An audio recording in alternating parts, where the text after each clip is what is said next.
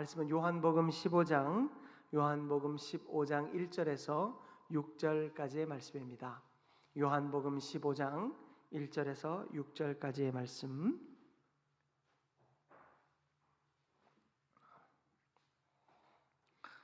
나는 참 포도나무요 내 아버지는 농부라.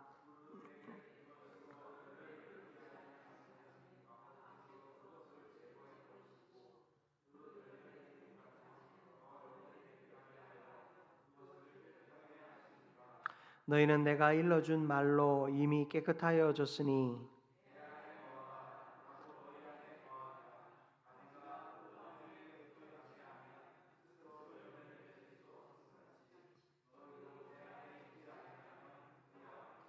나는 포도나무요 너희는 가지라. 그가 내 안에 내가 그 안에 거하면 사람이 열매를 많이 맺나니 나를 떠나서는 너희가 아무것도 할 수 없음이라. 가지처럼 밖에 버려져 마르나니 사람들이 그것을 모아다가 불에 던져 사르느니라. 아멘. 할렐루야. 아멘. 오늘도 수요 생기 예배 가운데 나오신 여러분을 환영하며 축복합니다. 우리 서로 바라보면서 이렇게 인사 한번 나눴으면 좋겠습니다. 예수 안에 참 생명이 있습니다.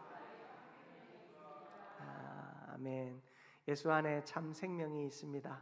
우리가 그 생명 찾아서 여기까지 나왔습니다. 주님께서 우리에게 보여주시는 그 생명의 말씀과 은혜 속에 오늘도 행복한 이 예배와 또 기도의 시간 될 수 있기를 주님의 이름으로 축복합니다. 혹시 식물을 키워보신 경험이 있으십니까? 작은 모종을 심어 물을 주고 가꾸는 기쁨도 있지만 때로는 이 식물을 키우면서 예상하지 못한 어려움을 겪기도 합니다. 병이 들거나 열매를 잘 맺지 못하거나 또 특정 환경에 유독 약한 모습을 보일 때가 있지요. 정성을 다하고 또 온 마음을 다하였지만 열매 맺지 못한 채 죽어가는 모습들을 많이 보았을 것입니다. 이런 어려움을 극복하고 더 풍성한 열매를 맺을 수 있도록 하는 기술이 있습니다. 바로 접붙임이지요. 접붙임은 언뜻 보기에는 서로 다른 두 식물을 억지로 맞붙이는 것처럼 보여집니다. 그러나 이 과정은 단순히 붙이는 것을 넘어서서 뿌리가 튼튼하고 병충해에 강한 대목과 좋은 열매를 맺는 그 접수가 서로 만나서 대목과 접수가 서로 만나서 하나의 생명으로 다시 태어나는 기적을 만들어냅니다. 여러분 잘 아시는 포도, 19세기 중반에 유럽의 포도밭을 필록세라라고 하는 해충이 완전히 휩쓸었던 적이 있습니다. 이 작은 해충이 유럽의 자랑이었던, 유럽하면 포도주가 참 큰 자랑거리 아니겠습니까? 그 유럽의 자랑이었던 이 포도나무의 뿌리를 갉아 먹어서 순식간에 그 유럽의 포도 산업과 또 포도주 산업이 괴멸의 위기에 빠졌습니다. 그때 유럽의 포도나무를 살린 것은 바로 이 필록세라의 강한 북미의 이 야생 포도나무의 유럽 품종의 가지를 접붙이는 방법으로 그 위기를 타개하게 되었습니다. 뿌리는 비록 다르지만 새로운 뿌리에 접붙임으로써 이 포도나무들은 다 다시 살아났고 여러분들이 알고 있는 유럽의 유명 그 포도와 또 포도주들이 바로 이 접붙임을 통해서 새로운 생명을 얻고 그 와인을 세계의 사람들은 맛있게 맛본다고 합니다. 사과나무를 보십시오. 사과나무는 원래 아주 큰 나무였다고 합니다. 그래서 그 사과나무를 관리하기가 어렵고 사과를 따기도 어렵습니다. 그런데 여러분, 우리가 알고 있는 사과나무는 어떻습니까? 작고 키가 낮죠. 높이가 낮아서 관리하기도 참 좋습니다. 이거 왜소한 이 대목에다가 이 사과 가지를 접붙임으로써 이 풍성한 열매가 아주 왜소하고 작은 사과나무에서 맺게 된 것입니다. 병약했던 장미가 이 강건한 들장미에 접붙여져서, 여러분 아시는 들장미들은 원래 꽃이 작다고 합니다. 그런데 이 들장미 이 대목에다가 이 접붙임을 함으로써 풍성한 이 들장미의 나무에서 아주 풍성하고 아름다운 장미들이 맺히는 것을 봅니다. 여러분, 이 접붙임이라고 하는 것이 만들어낸 이 놀라운 계량과 회복의 역사, 사실은 오늘 이 말씀을 통해서 우리의 삶을 통해 그것을 느낍니다. 여러분, 접붙임이라고 하는 것은 약한 것을 강하게 만들고 불가능해 보이는 것을 가능하게 하며 풍성한 열매를 맺게 하는 생명의 원리가 담겨져 있습니다. 오늘 우리가 읽은 이 본문 요한복음 15장 말씀 역시 영원히 죽을 수밖에 없는 우리의 인생, 정말로 병에 약하고 죄악에 약한 우리의 인생에 이 예수 그리스도라고 하는 대목이 딱 나타나셔서 그 예수 그리스도라는 대목에 우리가 접붙임을 받을 때 죽을 수밖에 없고 연약하여 쓰러지고 풍파에 흔들릴 수밖에 없으며 정말로 쓸모없는 열매밖에 맺을 수 없는 우리의 인생이 새로운 생명과 능력을 얻게 되었음을 보여줍니다. 예수님께서는 말씀하십니다. 나는 참 포도나무요 내 아버지는 농부라. 예수님께 접붙임 받을 때, 참 포도나무이신 예수님께 접붙임 받을 때 우리의 인생에는 소망이 있는 줄 믿습니다. 우리 각자의 삶은 때로 연약하고 넘어지기 쉽고 때로는 아무런 열매도 맺지 못하는 것처럼 느껴질 때가 있습니다. 그러나 오늘 말씀을 통해서 풍성한 열매를 맺으며 살아가는 삶, 건강한 삶을 살아갈 수 있는 유일한 비결이 바로 예수 그리스도께 접붙임 바 되는 삶이다라는 사실을 깨닫고 또 그 접붙임 받은 자로서 주님 안에 어떻게 살아가야 할지 깨닫는 시간 될 수 있기를 주님의 이름으로 축복합니다. 첫 번째로 우리가 살펴보아야 할 것, 우리가 참 생명이신 예수 그리스도께 꼭 붙어 있어야 할 이유인데요. 첫 번째 이유는 예수님은 생명의 근원이시기 때문입니다. 여러분, 예수님은 자신을 참 포도나무라고 선언하십니다. 오늘 1절 말씀에 보면 나는 참 포도나무요 내 아버지는 농부다 말씀하시고 있습니다. 구약에서 이스라엘은 하나님의 포도원으로 자주 묘사되었습니다. 불순종으로 열매 맺지 못하던 그들에게 예수 그리스도가 찾아오셨고 예수 그리스도가 십자가에 달려 죽으시는 그 놀라운 사랑을 우리 가운데 나타내심으로 우리는 영원한 생명을 얻게 되었습니다. 4절 말씀도 보십시오. 내 안에 거하라 나도 너희 안에 거하리라. 가지가 포도나무에 붙어 있지 아니하면 스스로 열매를 맺을 수 없음 같이 너희도 내 안에 있지 아니하면 그러하리라. 여러분, 이 말씀은 그리스도와의 연합이 단순한 어떤 외적인 신앙생활에만 그쳐서는 안 된다 가르치고 있습니다. 내면의 생명력 자체라는 것입니다. 예수께 붙어 있는 것은 그 생명 그 자체라는 것을 의미하고 있습니다. 루터는 우리에게 이렇게 말했습니다. 그리스도 밖에 있는 신앙은 아무리 열심을 내도 죽은 가지와 같다. 여러분, 그리스도 밖에 있는 신앙, 그리스도께 접붙임 바 되어지지 않는 신앙생활은 그저 외식에 불구하다라는 것입니다. 죽은 가지와도 같다라는 것입니다. 아무리 열심을 내고 노력을 해도 그것은 아무 열매를 맺지 못하는 죽은 나무와 같다라는 것을 말합니다. 여러분, 포도나무가 우리에게 생명의 근원이 되는 이유가 무엇입니까? 먼저는 양분을 공급해 주기 때문 아니겠습니까? 여러분, 예수 그리스도에게 우리가 접붙임 받을 때 우리는 예수 그리스도로부터 영적인 양분을 공급받습니다. 예수 그리스도께 영적인 양분을 공급받아야 우리는 메마르지 않습니다. 힘을 내어 살아갈 수 있습니다. 그런다 더 중요한 것은 무엇인 줄 아십니까? 죄로부터 우리가 해방되었다라는 것입니다. 예수로부터 오는 그 은혜와 사랑으로 말미암아 우리는 죄로부터 완전한 해방을 입게 되었습니다. 우리가 예수님께 붙어 있다라는 것은 죄의 묶임에서 벗어나서 완전한 자유를 누리며 살아가는 것을 의미합니다. 여러분, 우리가 예수 안에 있을 때, 예수께 접붙임 바 되어 있을 때 죄의 유혹에 넘어지지 않고 죄의 유혹에 혹 넘어졌다 할지라도 다시 일어날 힘을 얻게 되는 것입니다.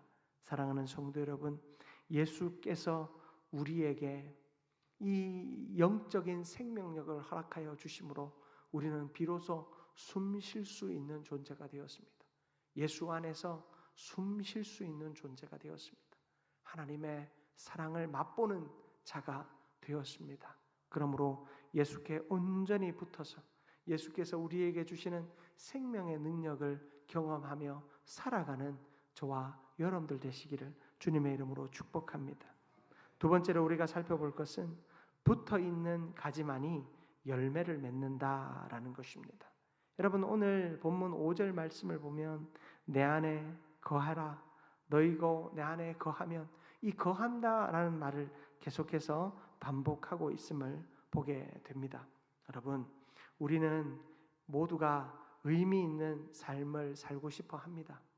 영향력 있는 삶을 살고 싶어 합니다. 하나님이 기뻐하시는 열매를 맺고 싶어 합니다. 그러나 주님께서는 분명히 말씀하십니다. 너희가 내 안에 거하지 아니하면, 그리고 내가 너희 안에 거하지 아니하면 너희들은 어떠한 열매도 맺을 수 없다 말씀하십니다. 여러분, 예수 안에 거할 때 우리는 어떤 열매를 맺습니까? 먼저는 성령의 열매를 맺습니다. 여러분 잘 아시는 갈라디아서에 기록된 사랑과 희락과 화평과 오래 참음과 자비와 양선과 충성과 온유와 절제와 같은 이 모든 성령의 열매는 우리가 노력한다고 맺어지는 것이 아니죠. 오직 주님께 붙어 있을 때, 그분의 생명이 우리 안에 흐를 때 자연스럽게 맺어지는 영적인 결실입니다. 그러므로 우리는 예수 안에 있을 때만이 성령의 열매를 맺으며 살아갈 수 있습니다. 이 열매는 어떤 열매입니까? 모든 이 9가지 열매는 나와 함께한 사람을 살리는 열매입니다. 내가 사랑함으로, 희락함으로, 화평함으로, 오래 참음으로, 자비함으로, 또 양선을 가짐으로, 충성함으로, 온유함으로, 여러분, 내가 나와 함께한 모든 사람을 살릴 수 있는 생명의 열매를 맺을 수 있습니다. 이것은 예수 안에 있을 때 자연스럽게 우리가 누릴 수 있는 결실인 줄 믿습니다. 또한 선한 행실의 열매를 우리는 맺습니다. 우리가 예수님께 붙어 있을 때 우리의 삶은 변화되는 것입니다. 예수께 붙어 있을 때만 우리의 삶이 변화되어질 수 있습니다. 이웃을 사랑하고 어려운 자들을 돕고 또 정의를 실천하고 하나님의 영광을 드러내는 그 선한 모든 일들이 바로 예수께 접붙임 바 되어질 때 가능한 것입니다. 그저 이 열매들이 우리의 자랑이 아니라 하나님의 은혜의 증거임을 우리는 확인할 수 있게 되는 것입니다. 그리고 결정적으로 우리는 구원의 열매를 맺습니다. 예수 그리스도 안에 있을 때만 우리는 구원의 열매를 맺고 살아갈 수 있습니다. 여러분, 우리에게 복음이 들어왔습니다. 그 복음이 우리에게 생명이 되고 능력이 되는 것은 우리가 예수께 접붙임 바 될 때 그렇게 되는 것입니다. 예수께 접붙임 바 되어지지 않은 사람은 아무리 복음을 들어도 그 복음이 생명이 되지 못합니다. 능력이 되지 못합니다. 그러나 예수께 꼭 붙어 있는 저와 여러분에게는 그 듣는 말씀이 생명이 되고 우리에게 들려진 예수의 이름이 구원의 능력이 되어 우리를 새롭게 하는 줄 믿습니다. 사랑하는 성도 여러분, 예수께 꼭 붙어 온전한 열매를 맺는 저와 여러분들 되시기를 바랍니다. 성령의 열매와 선한 행실의 열매와 영혼 구원의 열매를 맺으며 살아가는 우리 모두가 될 수 있기를 주님의 이름으로 축복합니다. 그러므로 여러분, 우리는 그 예수 그리스도로부터 절대 떨어져서는 안 될 것입니다. 여러분 6절 말씀을 한번 보십시오. 사람이 내 안에 거하지 아니하면 가지처럼 밖에 벌어져 마르나니 사람들이 그것을 모아다가 불에 던져 사르느니라. 여러분, 그리스도로부터 떨어져 나간다라고 하는 것은 마르고 버려지는 삶을 의미합니다. 여러분, 이 가지가 그 원둥치에서 떨어졌을 때 그 가지는 쓸모없고 의미가 없습니다. 왠 줄 아십니까? 그 가지는 영적 고갈 상태에 빠지기 때문입니다. 여러분, 우리가 그리스도와의 연합에서 떨어졌을 때 우리 영혼은 급격히 메마릅니다. 기도해도 응답이 없는 것 같고 말씀을 들어도 깨달음이 없습니다. 예배조차 형식으로 느껴집니다. 삶의 기쁨과 평안이 사라지고 알 수 없는 공허와 무기력함 가운데 빠지게 됩니다. 여러분, 삶의 기쁨과 평안이 사라지고 마치 공허함과 무기력함만이 가득한 것 같습니까?